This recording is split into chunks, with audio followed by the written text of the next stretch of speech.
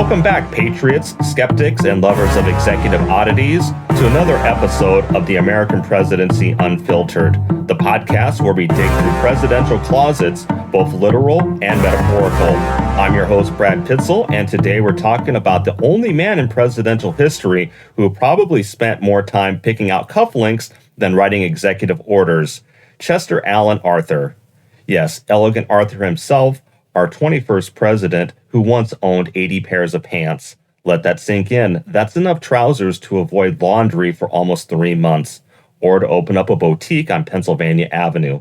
But beneath the silk and sideburns, Chester Arthur was a man of paradox, a fashion icon of the Gilded Age who also led the boldest push for civil service reform in American history.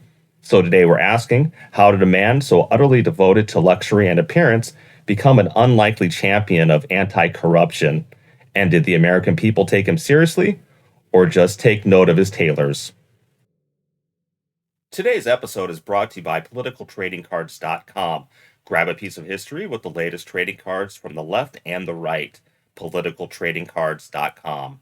Let's set the stage. It's the late 19th century. The air smells faintly of coal smoke and mustache wax.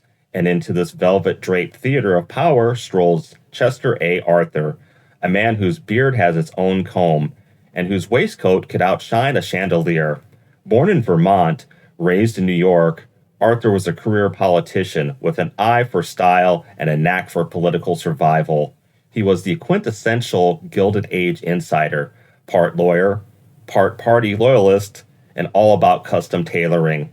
But don't let the wardrobe distract you. The man was sharp and slippery. Arthur rose through the political ranks through his work in the New York Custom House, a gold mine of patronage jobs and shady kickbacks. It was there that he mastered the fine art of spoils and loyalty. If Tammany Hall was a machine, Arthur was one of its well-oiled gears. Dressed in Italian leather, of course. In short, Arthur was the kind of guy you'd expect to benefit from political corruption, not dismantle it. So how does a guy like that become president? Well, let's rewind to 1880. Arthur was plucked from relative obscurity to be the vice president under James Garfield. And if you're thinking, wait, wasn't Garfield the guy who got shot by a disgruntled office seeker? You're correct. Charles Guiteau, the man who assassinated Garfield, famously shouted, "I am a stalwart of the stalwarts," before pulling the trigger. Stalwart, by the way, meant loyal to the old patronage system, which Arthur was very much a part of. So now the nation had a president elevated by tragedy who was deeply connected to the very corruption Garfield had tried to fight. People expected the worst. Reformers gasped. Editorials wept. Mark Twain probably rolled his eyes. And then, Arthur changed. Here's where the silk hit the fan. Despite all expectations, Chester Arthur didn't reinforce the spoil system. He started dismantling it. He shocked his critics and friends by signing the Pendleton Civil Service Reform Act in 1883. The act made it so that government jobs would be awarded based on merit, not connections. Imagine that. You actually had to pass an exam to get a job in Washington. Now, was Arthur a born-again reformer? A secret idealist all along? Or was he just savvy and had to pivot to avoid political suicide? Well, here's where we enter the speculation territory. Some historians say Arthur was generally moved by the corruption he once profited from. Others say he read the room, saw the tide was turning, and adjusted his waistcoat accordingly. Either way, he did the thing, he signed the law, he reformed the system, and he paid the political price, alienating the very machine that helped him rise. But here's the juicy irony. Even while reforming the system, Arthur never gave up his aesthetic sensibilities. He still changed his outfit multiple times a day. He reportedly ordered White House furniture from Tiffany & Company because why not?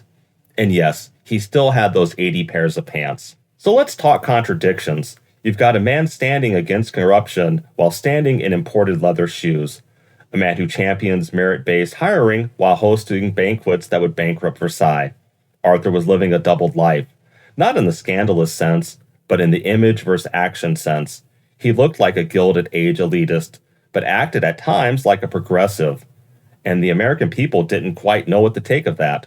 Reformers were cautiously optimistic, party loyalists were downright betrayed, and everyone else, they just liked his mutton chops.